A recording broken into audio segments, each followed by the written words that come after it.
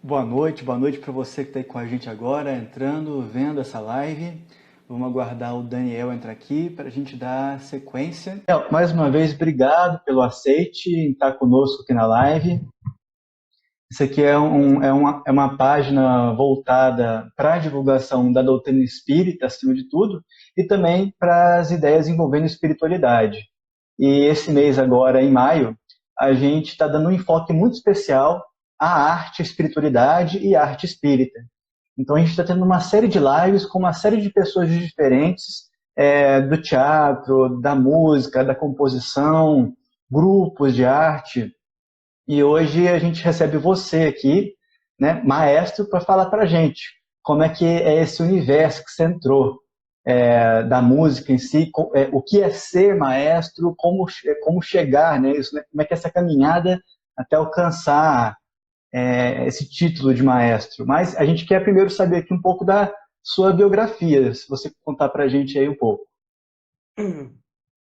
Eu cresci no interior de São Paulo, em Bauru, e me interessei por música desde muito cedo, André. Mas no interior, nos interiores, né, do Brasil, a gente não tem acesso à formação. Então eu fui buscando professores, eu não sabia bem o que fazer, fui fazendo aulas de canto, de piano, enfim, do que podia aparecer, né? Até que eu comecei a cantar em coral e assistia às orquestras que eventualmente visitavam lá a cidade.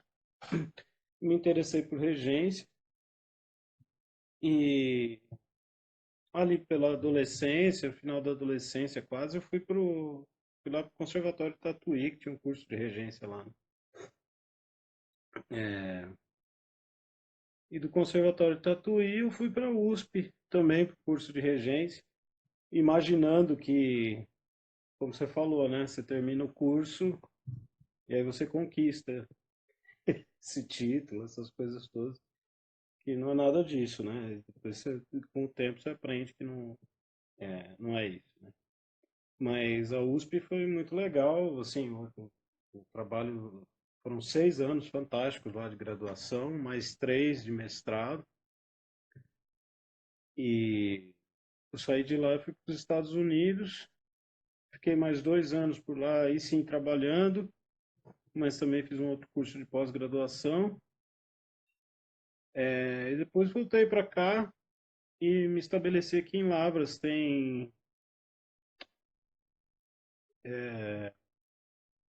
3 anos, né? Olha o Arthur Cerati aí, que legal. Não sei o que ele tá fazendo aí.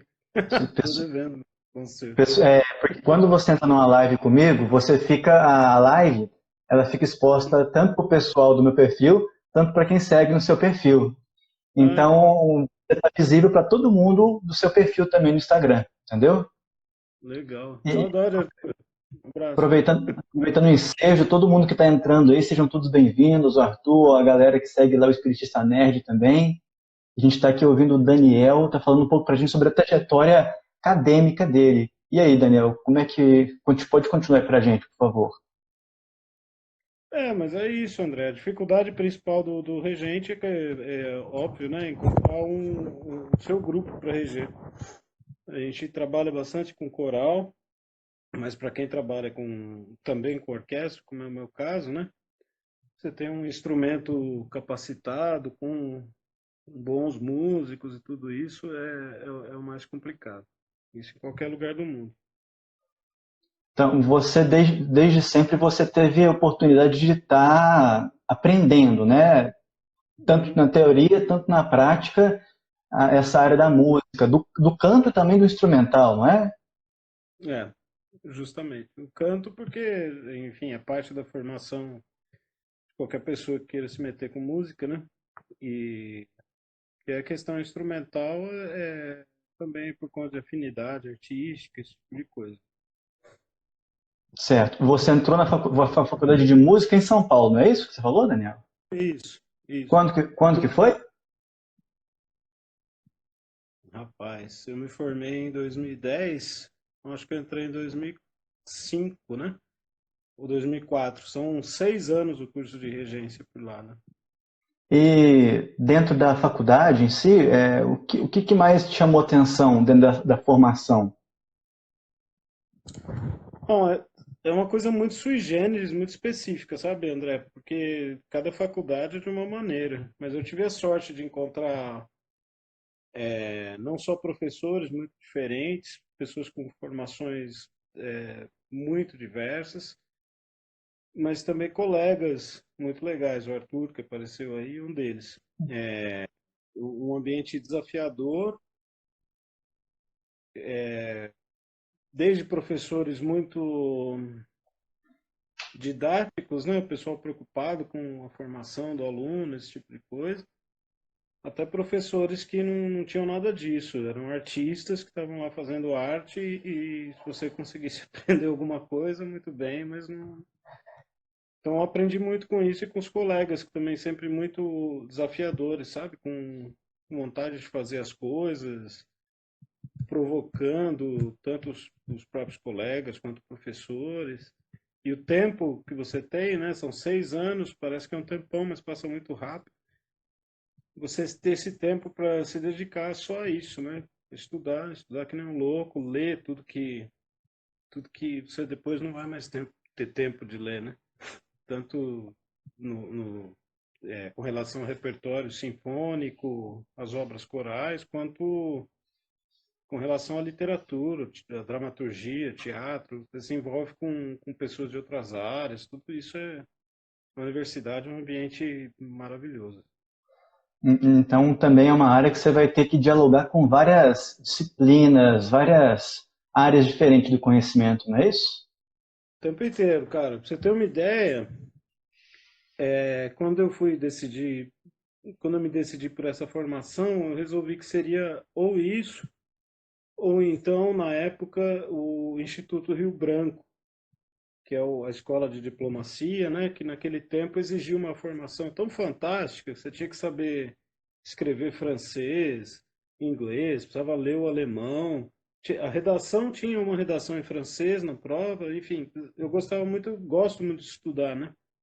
Então, essa questão da música, ela te obriga, você é forçado a ler outros idiomas, a falar com pessoas do mundo inteiro, porque senão você não consegue se desenvolver nisso, né? Certo. Você falou que fez seu mestrado no exterior, né? É, Também. em- Também. Eu fiz 2 mestrados, um negócio meio esquisito. Aí no Brasil e no exterior. Isso. E no Brasil, é uma formação mais acadêmica, né? Antes do mestrado, para você entrar na área de fato, o que a gente tem sido oferecido sobre isso aqui no Brasil? Na sua época, claro. O que se tinha em Cara, tinha, relação a isso? tinha o curso do Conservatório Tatuí, havia também a Escola Municipal de Música de São Paulo, mas na Escola Municipal não tinha o curso de regência, né? O curso de regência era no Conservatório. E aí, a universidade, bicho, USP, Unesp, Unicamp, né, em São Paulo, que eu conheço, mas tem na UFMG também, e outras universidades importantes. O curso de regência é uma coisa interessante, que o Brasil provavelmente é o único país que tem uma graduação nessa área, né? Nos Estados Unidos, Europa, essas coisas não existe isso. Você pode fazer um mestrado, doutorado, mas graduação não tem como. Se formar em um instrumento, em composição, alguma coisa. E qual que é a sua percepção disso que você está falando? Você acha isso positivo, algo negativo? Eu acho positivo, André, sinceramente. Quer dizer, eu acho positivo a postura dos europeus, né? No começo eu não achava, não, mas hoje em dia eu vejo que talvez seja importante você se aprofundar no instrumento, no conhecimento da composição, qualquer coisa nesse sentido, antes de enfrentar uma orquestra, porque o negócio exige isso, né? É Certo. importante. Então eu tive que ir junto de estudo que eu te falei, eu tive que complementar minha formação com professores particulares ou em outras escolas, esse tipo de coisa. Eu comentei que além da formação acadêmica, você precisa complementar a sua formação aqui no Brasil por conta disso, né? Também. Você precisa ir atrás de professores de instrumento, o tempo inteiro, enfim, tocando e fazendo outras coisas, senão não dá, né? Certo. Na, uni- E, na universidade você aprende a dirigir uma orquestra que na verdade não existe, uma orquestra profissional, pronta e imaginária acima de tudo, né? E quando você chega no mundo assim, você tem instrumento caindo aos pedaços, você precisa ensinar o sujeito a tocar uma escala, esse tipo de coisa. Se você não tiver essa formação complementar, você não consegue fazer o trabalho. e é bom você tocar nesse assunto, que aí é a minha segunda pergunta. Do começo da sua formação, quando você começou de fato a estudar essa área da música, da arte, Uhum. do corais, né, enfim, quanto tempo foi para você começar a trabalhar com grupos? Ah, foi muito rápido, cara. Foi muito rápido porque, mas aí é uma coisa minha, né, da minha história, assim, eu arrumei um emprego numa escola de música para não pagar as aulas que eu estava fazendo, né? E eu ficava lá na escola trabalhando, acompanhando e o professor lá que dava o coral começou a se ausentar bastante e eu fui pegando, fui fazendo. E o que nesse momento de estar lidando com um grupo, o que você Uhum. sentiu, né, desse negócio de pegar o que você tinha pegado ali na teoria e estar ali em contato da teoria com essa prática com o grupo? O que foi, o que isso mexeu com você? O que que mexeu comigo? O que te chamou atenção, digamos assim? Então, é um processo que eu imagino que seja significativo para a gente, né? Que a gente sai do universo teórico e vai para Uhum. um universo mais prático. O que foi mais marcante para você nessa transição? Ah, cara, talvez a descoberta ou a constatação de que uma coisa não tem nada a ver com a outra, assim, a princípio, né? Demora demais até você ver alguma coisa de fato que está num livro, você entender o que é que uma pessoa quis dizer com aquilo, sabe? A música nasce essencialmente da prática, né? O que a gente escreve a respeito da música é uma coisa muito posterior. Isso na nossa vida é assim também. A gente tem que cantar, tem que tocar junto para fazer música. Então, integrar o conteúdo, né, no grupo tem essa ênfase que você está destacando para a gente. É uma coisa bacana, Uma porque tradição oral, cara. Oi? É uma coisa que continua sendo de tradição oral, sabe? A gente Tra- tem as coisas escritas, mas a transmissão do conhecimento é oralmente, de uma pessoa para outra. Entendi, entendo o que você está dizendo. Que isso é algo bacana, porque eu fiz uma live com um grande conhecido do movimento espírita, um grande amigo meu que se chama Júlio Corradi. E ele falou pra gente que para você se envolver com um pouco mais de profundidade com a música, com a poesia, com a composição em si, você precisa de uma certa qualificação, né? Não é certa qualificação, uma qualificação mais profunda para você saber como é que funciona esses mecanismos da arte e da cultura. Uhum. E, bom, eu conheço você da UFLA, né, Daniel? Do pessoal do coral lá, do Centro de Cultura, que eu tenho a grata satisfação de estar participando lá há um ano. E como Uhum. é que foi chegar lá nesse lugar? Como é que foi estar envolvido com o grupo? Ah, maravilhoso, cara. A gente aprende demais, né? No começo, especialmente, a gente teve um certo choque, assim, um atrito cultural mesmo, né? Porque eu tava, não só São Paulo é diferente de Minas Gerais, mas eu tava chegando lá de Los Angeles e tal, tem um outro jeito de trabalhar, uma outra maneira de fazer as coisas. Mas ao mesmo tempo que eu acho que eu pude contribuir nesse período até agora, eu também aprendi bastante, assim, com a turma, né? De como fazer as coisas funcionarem, como manter o espírito rolando, né? O pessoal aqui é muito como você, o pessoal, a turma é muito dedicada, eles querem fazer as coisas e são curiosos para aprender e tudo, né? Entendi. Eu vou. Complementando, Oi, pode falar. não, ia complementar um pouco o que você falou a respeito da qualificação. Pode falar. É, não, porque a gente tem, assim, eu estou de acordo com o que você falou, da profundidade, do entendimento, qualificação, tudo, mas é só apontar que cada um tem um caminho para chegar nisso, sabe? Eu sou um cara muito de leitura e análise, sabe?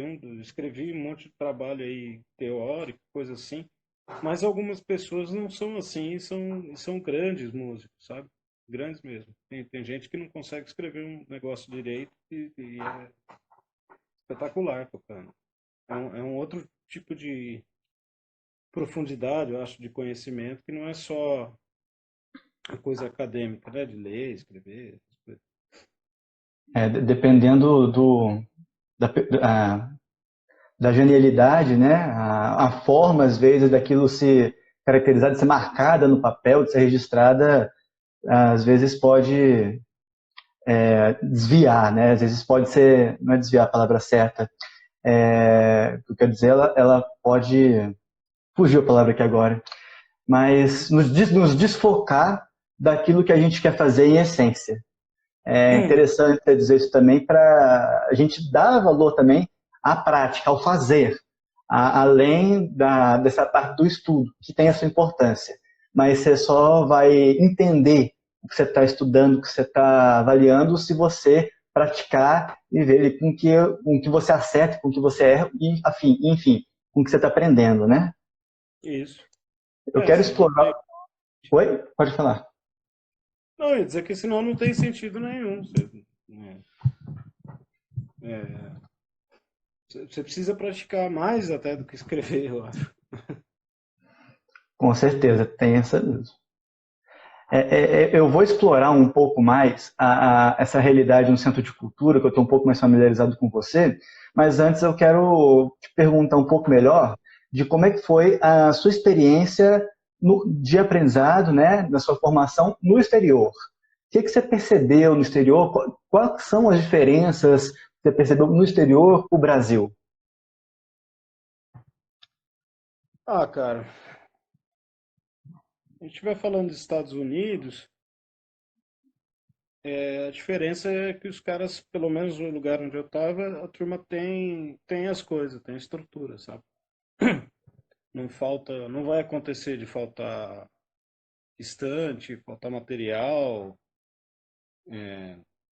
esse tipo de coisa, que aqui é uma realidade que a gente está muito acostumado, né? Acesso às obras, né? Você precisa de uma partitura, aqui a gente precisa ficar procurando na internet, tirar xerox, emprestar e tudo. Ali você compra, sei lá, $5, você compra um negócio, chega na sua casa, assim, aquele treco da Amazon, né? Que super explora os trabalhadores e tal, mas os caras entregam no dia seguinte na sua casa.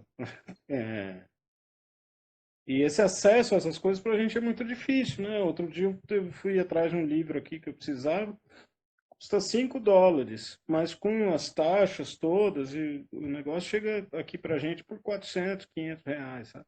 É um negócio impressionante a diferença. Nos Estados Unidos tem muito isso. Porém, as pessoas com tantas facilidades, talvez, é, é uma coisa bem, bem tranquila, assim. Você não vê a turma tão desesperada para fazer bem o trabalho como a gente vê aqui acontecendo, sabe? Na Europa é um pouco o contrário. Na Europa eu vi coisas faltando, sabe? Itália, Portugal, essas coisas também tem um pouco do Brasil, assim. Não é tudo arrumadinho, não. Mas o nível dos caras, assim, é muito alto, sabe? O negócio de estudar, estudar sem parar, assim, o tempo inteiro, não tem. Isso eu vi na Europa, mas também vi na Argentina, preciso dizer. Em Buenos Aires eu encontrei uma turma muito dedicada, sabe? Mas em todos os lugares, uma diferença muito grande que tem com relação ao Brasil é pontualidade, né?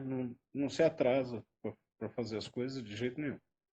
É, mas em vários desses lugares, por outro lado, eu fiquei imaginando que colegas meus aqui do Brasil fariam um trabalho de grande destaque, sabe? Eu acho que a gente tem uma qualidade humana, assim, um jeito de fazer as coisas. É claro, os melhores de nós, né? Eu não tô, também não é todo mundo, mas eu vi situações que se a gente tivesse os teatros que tem na Europa, se a gente tivesse aquela estrutura toda que eu vi nos Estados Unidos, a gente teria, sei lá, é, alguns Mozart brasileiros, assim, por aí, né? Fazendo coisa pra caramba.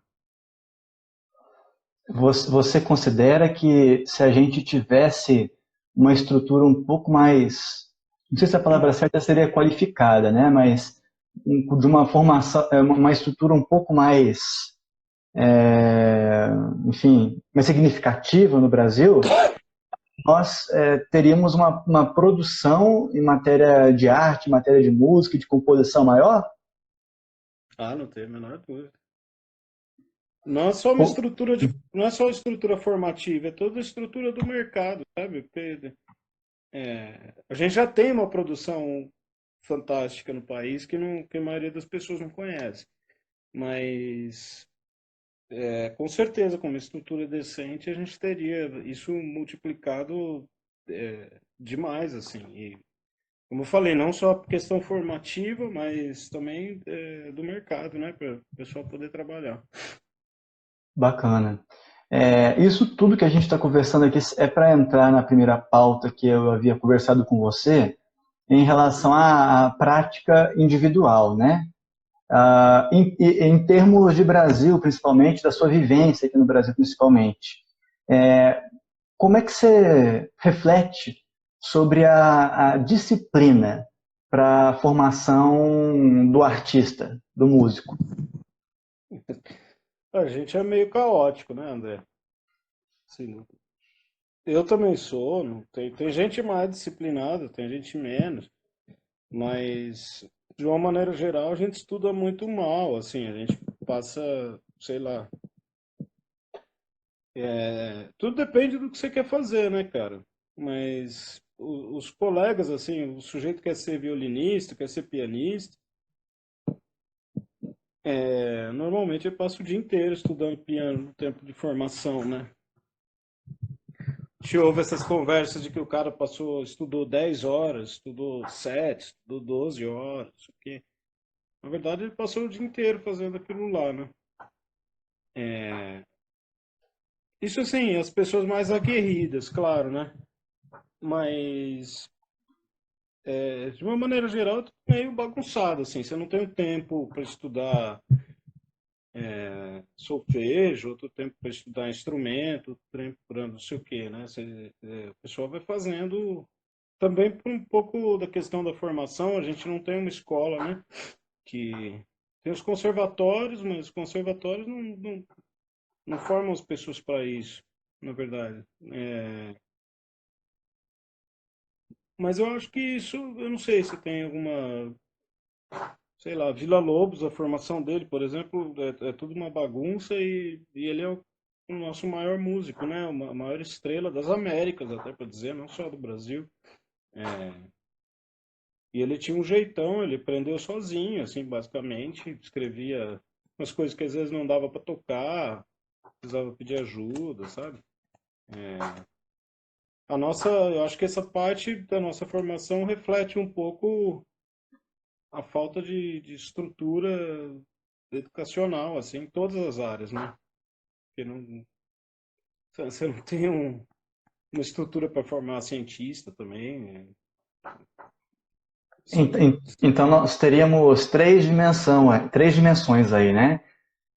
Você fala que existe, né, uma dimensão da disciplina, mas existe também uma dimensão do querer, né? Eu quero aprender, eu quero entender, eu quero cantar, compor, tocar, e tem a dimensão de que como isso me é oferecido nessa dimensão formativa. Então, a gente está envolvido nessas três dimensões. Sobre essas três dimensões, quais são qual que você acha que é a mais difícil, que a gente tem que refletir, avaliar um pouco melhor, e qual que a gente está mais próximo dela, que é mais palpável, né, mais tátil? Eu acho que a que está mais próxima é a segunda, né? O querer, o desejo individual, porque é isso que faz as pessoas.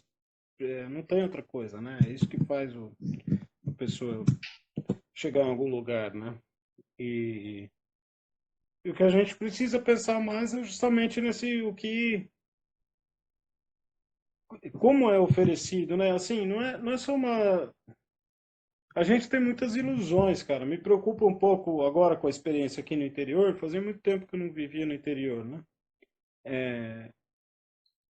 Mas na área de dança, das artes cênicas, do canto, das artes em geral, as pessoas não têm muita ideia do que é a vida, assim, do profissional mesmo, sabe? Então eu entendo que essa terceira dimensão aí, a qual você se refere, que é o que nos é oferecido, eu acho que entra também um pouco essa coisa que eu não tive também, né? Assim, o que esperar da vida profissional, da rotina mesmo, né, do trabalho. No caso da regência, envolve um milhão de coisas. A regência é a última coisa que você vai fazer, né? Você começa a perceber isso à medida que você vai estudando e o tempo vai passando, mas É, sim, então, esse segundo elemento aí, ele é divisor de águas, né? Tanto para a assim, disciplina, tanto para isso que você está dizendo para a gente em relação a procurar uma formação, que pelo que você está falando aí com a gente, é, isso é muito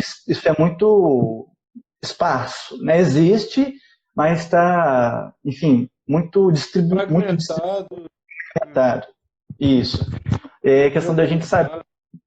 saber aonde buscar e de que forma se capacitar, se qualificar para onde a gente quer ir, né, nessa área. Correto? Está correto o pensamento?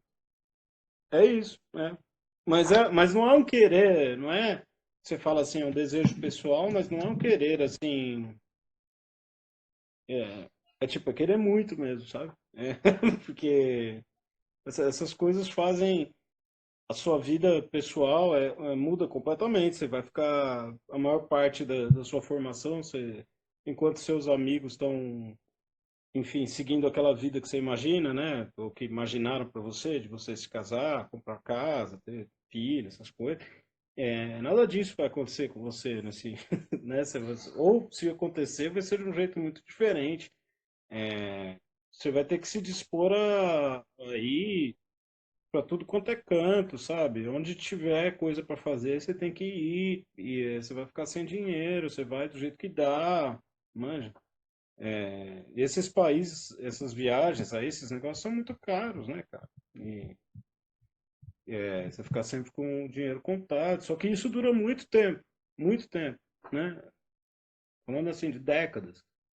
E junto disso você tem que ficar estudando pra caramba. Então tem que querer muito, não é um querer assim você precisa entregar a sua vida mesmo não tem uma história famosa, né? Não sei se é verdade, mas é bem contada de um pianista importante que terminou o concerto e foi lá uma senhora falar para ele: puxa, que maravilha, eu daria vida para tocar como você, né? Ele fala: eu dei a minha. Legal, muito bacana. Você já havia dito essa história pra gente no grupo, se não me engano. Eu gosto bastante Não, dela. Eu quero colocar uma situação aqui para você ajudar a gente a refletir sobre ela.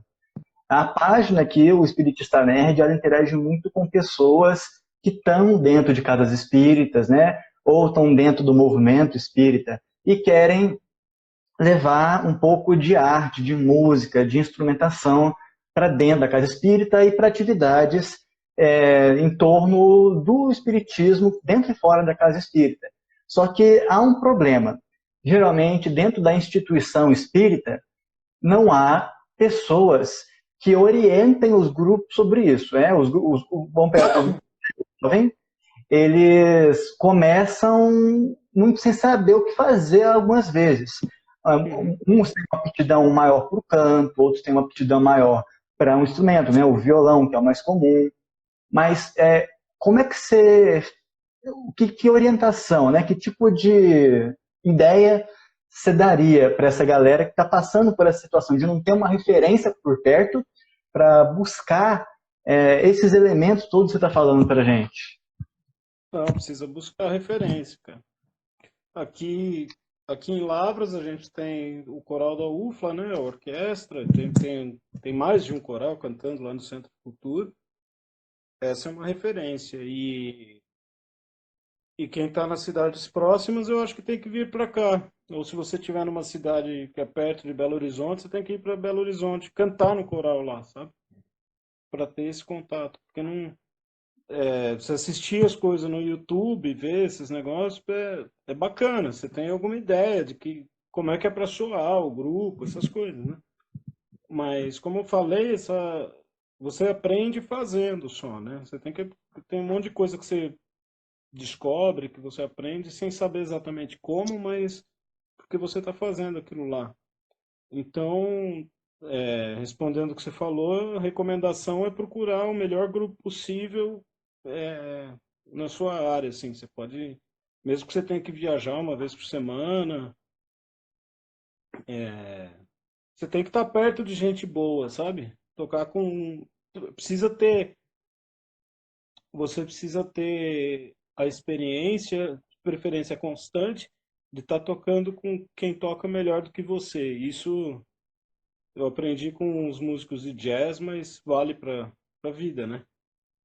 Porque se você está só orientando, mesmo que você não saiba bem o que você está fazendo, você estudou, você leu, você ouviu, você cantou, já teve alguma experiência, né? Mas você tá sempre, enfim, guiando as pessoas, mas você também precisa ter suas coisas, né? Eu mantenho meus contatos aqui, tem grupo de pesquisa, continuo fazendo as coisas com a turma em São Paulo, fora, também para estar com gente mais experiente que eu sempre, sabe? Ótimo, é muito, muito bacana, porque isso é uma necessidade muito presente dentro dos grupos, principalmente de jovens espíritas, que querem desenvolver, né, algum grupo de música e às vezes não tem incentivo e muito menos alguém com um pouco mais de experiência para estar orientando. Então é bom já, né, para quem vai estar assistindo a live, para quem for assistir a live depois, refletir sobre isso e buscar essa experiência que o Daniel está falando. E aproveitando essa experiência que o Daniel está falando, agora eu queria pegar um pouco mais o enfoque diretamente na questão dos grupos, né? Acredito eu que quando você tenha entrado para a UFLA, ido para a UFLA, né? Você lidou com um universo que é muito constituído de grupos. Como é que foi lidar com isso, Daniel?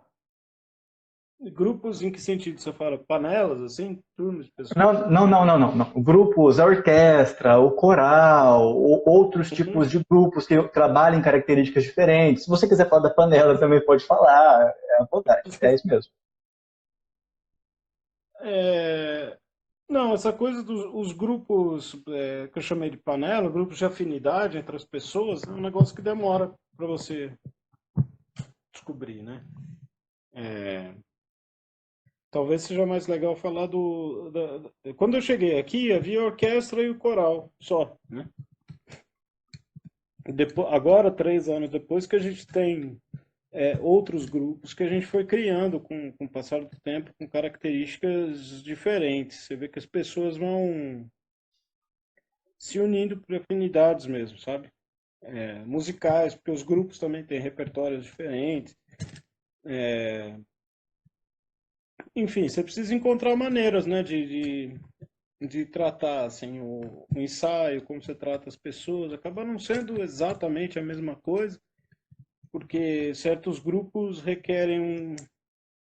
Você vê que as pessoas têm necessidade de de um nível técnico maior, elas sentem necessidade de serem mais desafiadas com mais frequência, e outros não. No caso da orquestra não é muito uma opção isso, porque eu acho que tendo uma orquestra de cordas, eu acho que a gente tem que ter, as pessoas têm que se dedicar e o nível tem que ser o mais alto possível dentro da nossa realidade, né? Não dá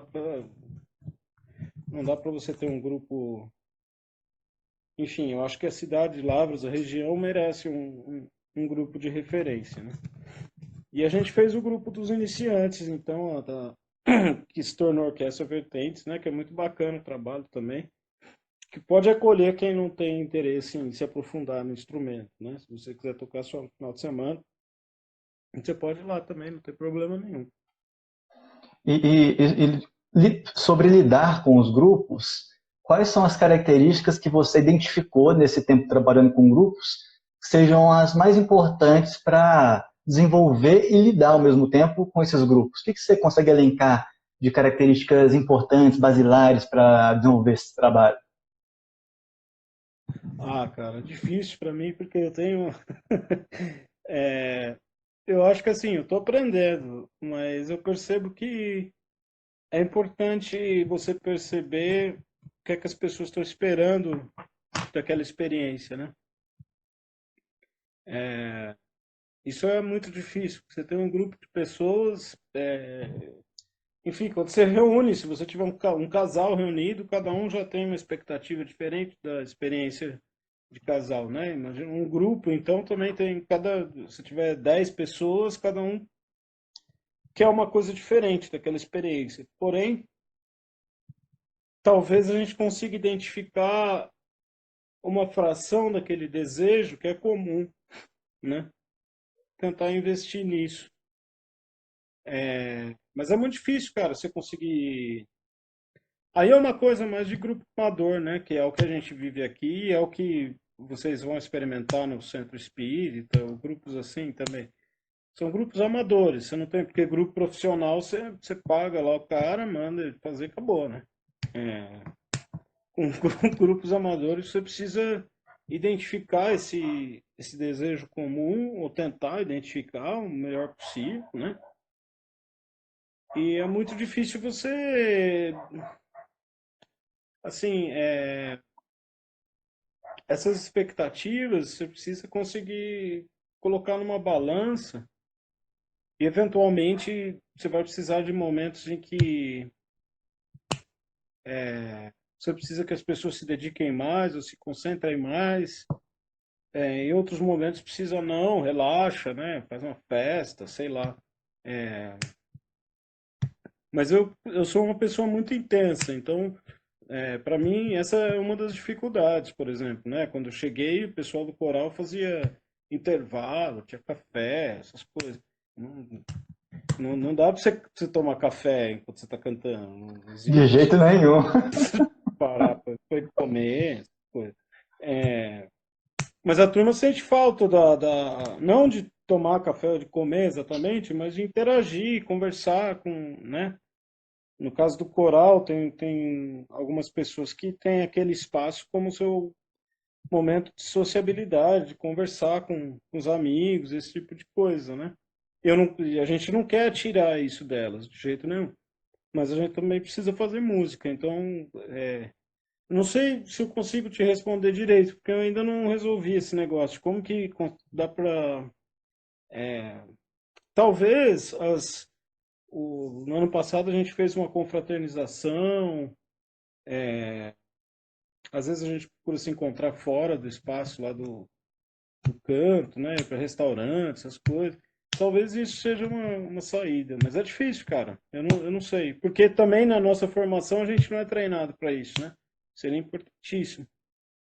Mas a formação, como eu falei, às vezes não explica muito como é o mundo e você precisa aprender sozinho.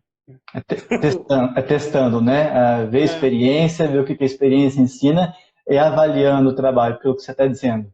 Mas os elementos que você deu até agora, pelo que já chegou até mim em relação aos grupos, aqui em questão de mocidades espíritas, de casas espíritas, acho que já é muito relevante para se pensar como trabalhar com grupos na casa espírita.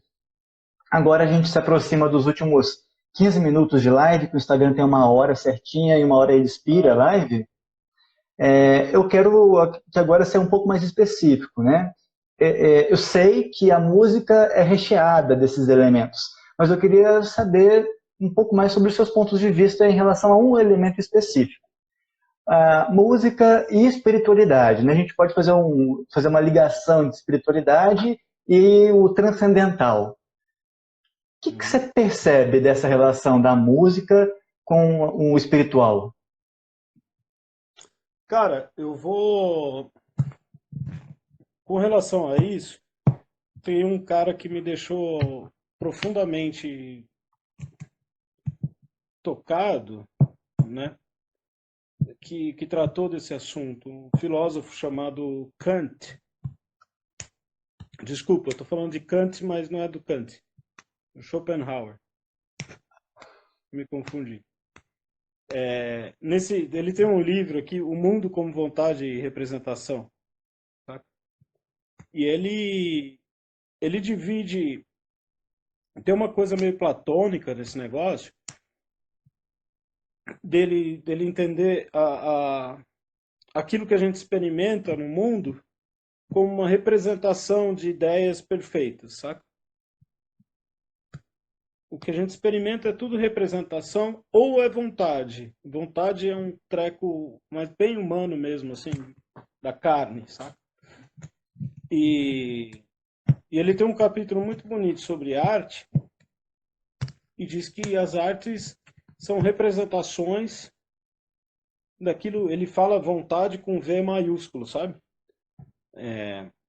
A vontade maior que está na nossa espécie, imbuída aqui, aquela vontadona lá perfeita, é alguma coisa que dá para entender como Deus, sabe? E as representações tentam se aproximar daquilo. E a arte é uma das maneiras de se representar. E para o Schopenhauer, a música, ela é quase que a própria vontade, sabe? Lá em cima. Ela é a arte que mais está perto de Deus, assim. E no entendimento do Schopenhauer, né? E isso me tocou profundamente, porque, claro, eu sou muito sensível à música, mais do que às outras artes, mas quanto mais a gente estuda e mais se aprofunda, às vezes você percebe verdades que estão colocadas nesse mundo das sensações mesmo, né? Que são muito difíceis de explicar, assim, cara. Sei, precisaria talvez escrever um negócio a respeito, né? Eu não estou falando de uma coisa rasteira, assim, de você se emocionar com uma música de amor, não sei o quê. Não é isso. É de você se encontrar como um ser humano, sabe? Como eu não sou religioso, então eu vejo a coisa como assim, eu me encontrar como uma espécie dotada de uma habilidade cognitiva tão inacreditável e me sentir parte desse negócio de um jeito é difícil de explicar, mas o capítulo Seria, sobre seria meio que é, expressar, né, a nossa sensibilidade em termos também do que é essencialmente ser humano, de humanidade. Acredito que seja uma ideia próxima a isso que você está querendo dizer. É claro eu acho que. Né? Oi? eu acho que sim. Né, vem com a música, ela naturalmente ela faz a nossa sensibilidade aflorar. E quando ela faz a nossa sensibilidade aflorar, ela quase que naturalmente ela permite que a gente identifique em nós o nosso potencial de humanidade. Aí a gente pega aquela questão de socrática, se não me engano, de virtude, belo, bom, né? Eu acho que é essa aproximação que você está querendo fazer, não é? É por aí. Eu só discordo da palavra naturalmente, porque eu entendo que a gente também exercita a nossa sensibilidade, sabe? Uma sinfonia de Mahler, por exemplo, um negócio que pode durar 2 horas, sabe? E não é todo mundo que consegue ficar essas 2 horas ouvindo uma sinfonia num estado de transe, assim, saca? Isso é exercitado, né? Uma coisa bem tocada. E... mas é por aí. Eu acho que quanto mais a gente estuda, mais você tem essa fineza de sensação, sabe? Menos as coisas te impressionam com facilidade também, claro, né? Quando eu comecei, qualquer orquestra tocando me emocionava. Mas você vai criando uma certa casca, mas ao mesmo tempo desenvolvendo uma sensibilidade mais refinada para as coisas. Mas é por En- aí, entendendo en- que a música é uma produção do ser humano. Entendo.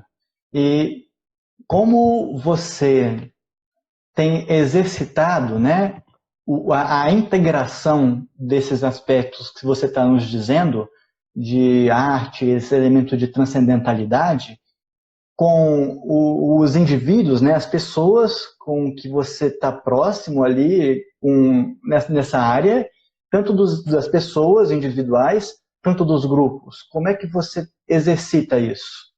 Que é uma proposta para a gente saber, justamente dentro dos grupos que a gente está vinculado, dentro das casas espíritas, casas religiosas em geral. Cara, eu acho que para vocês, nesse contexto, é muito mais simples essa questão, André, porque vocês dividem um código de, de crenças, vocês têm os livros que vocês estudam, vocês têm uma série de coisas que são comuns naquilo que vocês estão pensando, né? É, no nosso, nas nossas coisas aqui, que é bem mais complicado, porque você tem um coral com pessoas, você tem espíritas, mas você tem também evangélicos, você tem católico, você tem ateu. Para cada pessoa, aquele negócio vai significar uma coisa, né? Eu procuro estimular os meus cantores ou os meus músicos buscando referências que sejam importantes para eles, né? Como eu falei, mesmo não sendo religioso, o meu objetivo é artístico. Então, se eu estou fazendo uma música sacra, naquele momento em que eu estou fazendo a música, eu sou o cara mais religioso do mundo, sabe? Eu preciso daquele resultado. E eu tento dividir isso com as pessoas, fazer com que elas, né? No caso de vocês, essa questão vai ser mais simples, porque eu imagino que o repertório também é, é comum a vocês, tudo, né?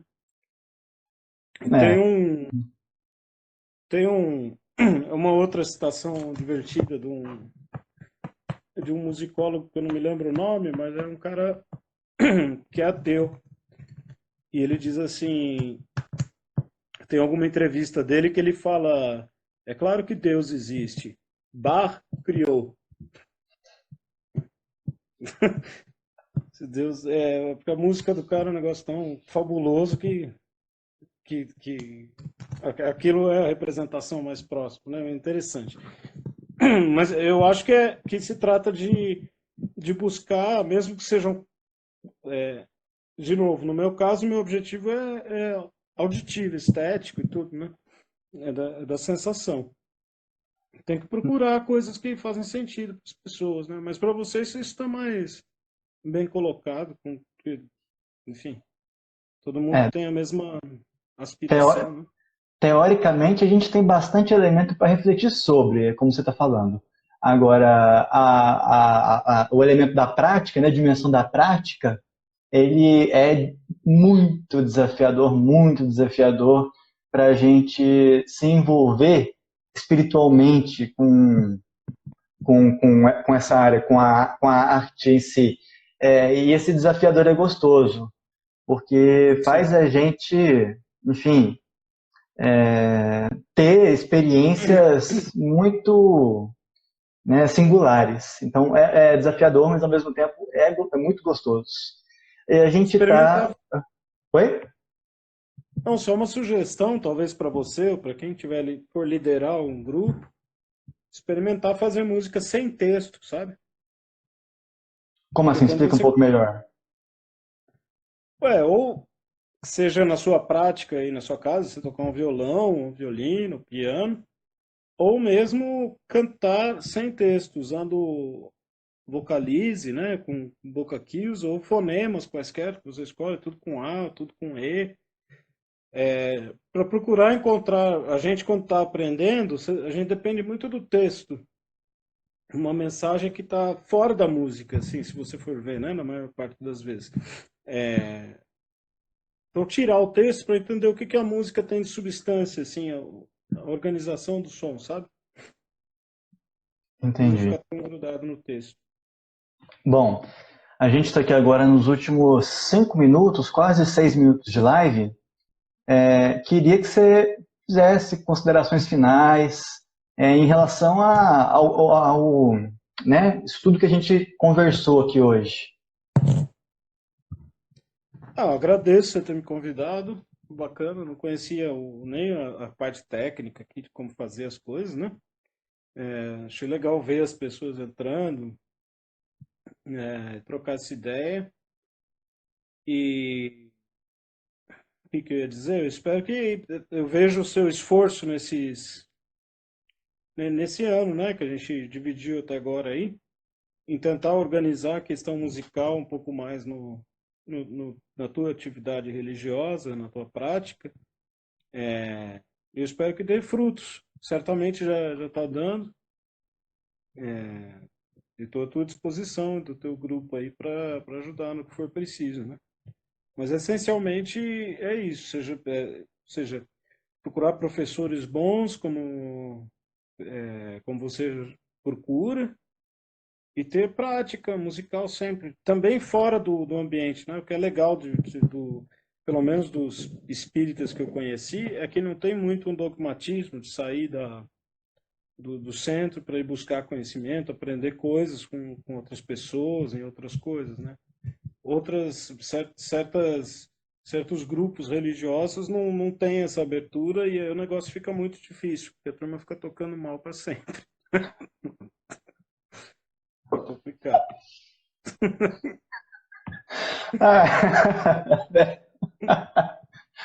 Essas horas o entrevistador é testado para continuar a linha de raciocínio. Mas tem dessas mesmo. Dentro do próprio espiritismo, essa realidade ela é visível, sabe? Não em tamanha quantidade, mas a gente nota. E tenta estimular sempre a entender um pouco melhor, a se explorar principalmente, né? Enquanto instrumentalista ou enquanto cantor, conhecer aquele instrumento que está cantando, conhecer um pouco melhor sua voz. As pessoas que eu conheço, elas sempre tentam estimular isso em jovem ou em qualquer que seja a pessoa que esteja naquele momento de procura, de busca. Porque algo muito caro para o espiritismo é a dimensão do autoconhecimento, né? Então, quando você está se aprimorando com algum instrumento ou com seu autoconhecimento íntimo, né? Você acaba pensando na voz, no que você diz, é importante você perceber essas dimensões da música, da arte. Isso, inclusive, ajuda nesse movimento de autoconhecimento. Bacana. Então é isso, Daniel. Nós agradecemos demais a sua contribuição. Muito obrigado mesmo. A gente Valeu, André. está trazendo pessoas que são espíritas, pessoas que têm uma simpatia pelas ideias de espiritualidade, né? Pessoas que já conviveram com o espiritismo e agora não são mais espíritas. Então a gente Sim. está trazendo muitos elementos para a gente conseguir debater a arte, a espiritualidade e a arte espírita. E aí a sua colaboração foi muito rica para a gente hoje. Então por isso a gente é muito grato a você. Bacana. Obrigado, André.